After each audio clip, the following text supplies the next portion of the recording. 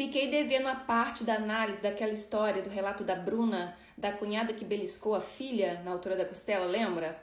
Falei pra ela, depois eu pego um comentário e faço uma análise em cima. E aí eu escolhi esse comentário aqui, ó, da Meire. Ela disse assim: só de ouvir o relato me deu tremedeira. Não sei o que eu faria no lugar dela. Pois é, Meire. Quando se trata de filho, criança, pequena, indefesa, nós temos que pensar em todas essas possibilidades, sim, e temos que já imaginar o que a gente faria se acontecesse. Por quê?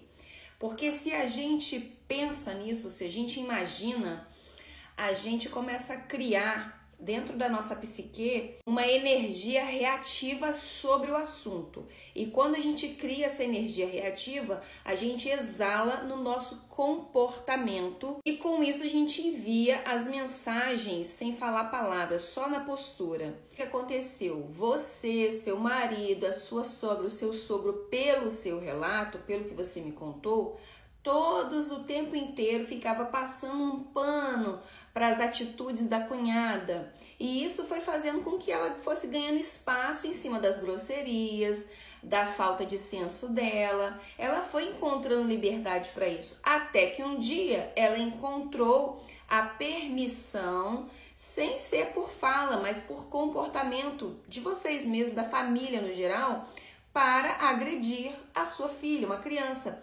Ainda bem que você, neste momento, foi lá e posicionou.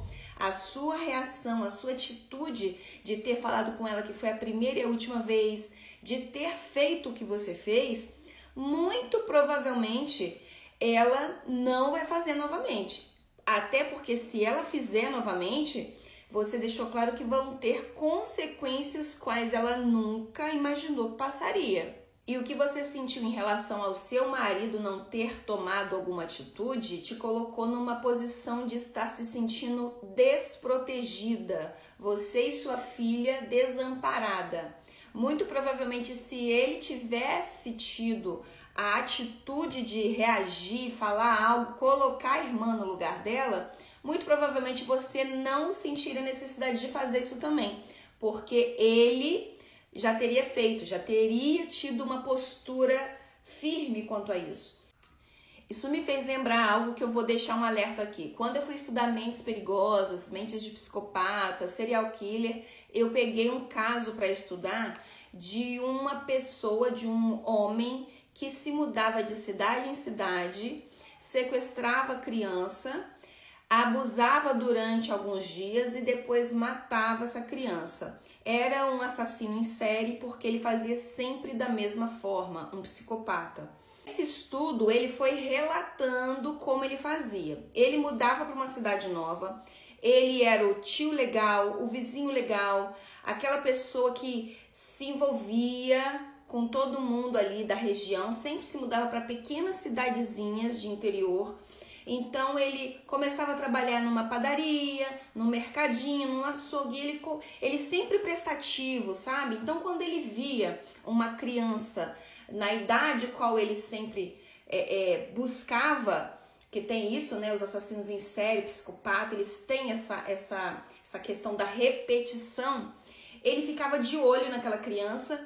E ele relatou o seguinte: ele sempre observava primeiro o comportamento dos pais. Aqueles pais que ensinavam as crianças a chamar ele de titio, quando ele brincava, ai que bonitinho, ai que menininho, ai que princesinha, muito assim, sabe?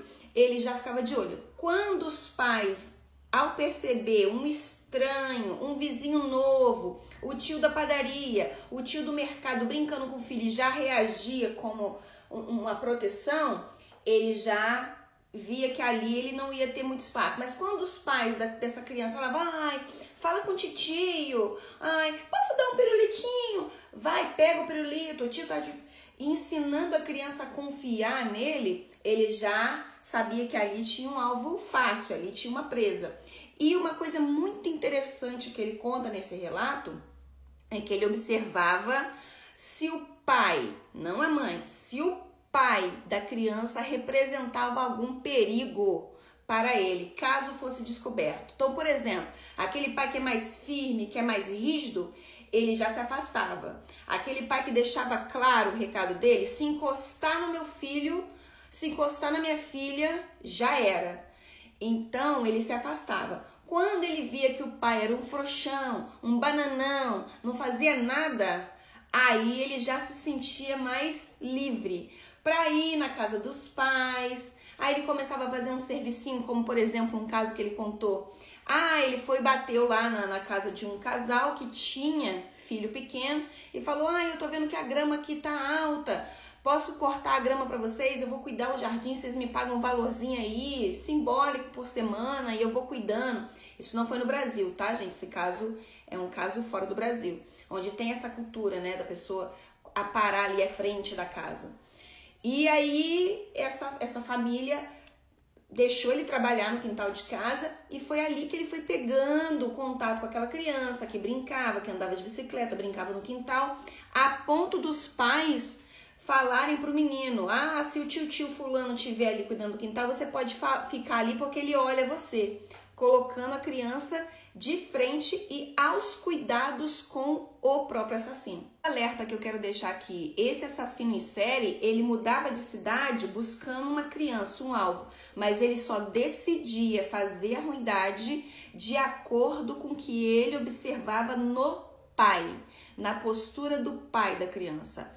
É um alerta, não é? Então, você está certa sim, Bruna, de mostrar o perigo. A sua cunhada não é uma assassina em série, graças a Deus. Assim a gente espera. Mas ela só fez o que fez porque até então ela se sentiu livre demais para fazer, achando que não teria sérias consequências. Ainda bem que você mostrou para ela, colocou ela no lugar dela. Então a gente tem que entender, só fazem com as nossas crianças aquilo que a gente permite que façam. Isso serve para qualquer coisa. Uma pessoa só vai bater na sua criança se souber que você permite, gritar, tentar ensinar, se você abrir espaço para isso. Então é por isso que eu sempre falo, criança a gente educa em casa, a gente ensina em casa, a gente tem que ter conversa, diálogo em casa, para que ela saiba se comportar na rua, para que ela saiba o que pode ou não aceitar na rua.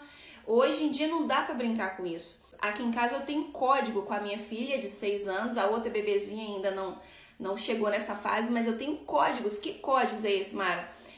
Combinadinhos. Olha, se a gente estiver na rua, acontecer isso, isso e isso, é assim que você faz. Olha, se um vizinho fizer isso, isso e isso, se um titio, uma titia fizer isso, isso e isso, é assim que você faz. Então, espero que nunca aconteça, mas se acontecer, entendeu, Meire? Eu já sei exatamente o que fazer no lugar dela. Então, justamente por eu já saber, já exalar isso e falar disso, é que provavelmente não vai acontecer aqui em casa. Porque se acontecer, todo mundo ao meu redor já sabe o que eu sou capaz de fazer. Isso sou eu. O meu marido, eu nem sei o que ele seria capaz de fazer se alguém encostasse nas filhas ou em mim. E o seu marido, o que faria? Deixa aqui nos comentários para mim.